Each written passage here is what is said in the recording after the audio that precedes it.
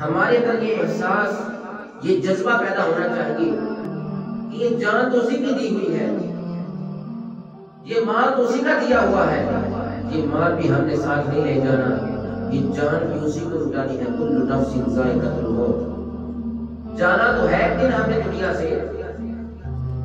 اگر حضور کے نام لگ کے چلے جائیں تو فرشتے بھی سلام کریں گے، یہ حضور کا دیوان اور فرمانا آ گیا ہے۔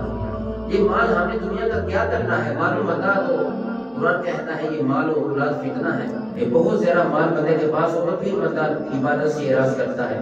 یہ مال ایسا ہے کہ عبادت سے لوگوں کو الا ماشاءاللہ دور کر دیتا ہے۔ تو یہ مال فتنہ ہے، اور جان اللہ رب العالمین نے ہر شخص کی لینی ہے۔ کل نفس ذائقۃ الموت، ہر جیو نے موت کو چکھنا ہے، موت آنی ہے اسے۔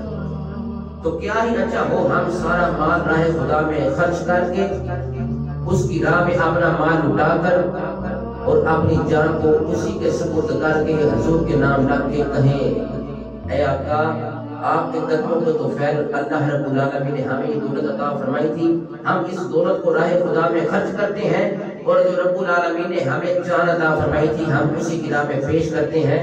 تو پھر ہوگا کیا؟ رب العالمین فرماتا ہے بِأَنَّ لَهُمُ الْجَنَّةَ، جو اس طرح کا یقین رکھ کے میری بارگاہ میں آئے گا میں اسے جنت کا حقدار بنا دوں گا۔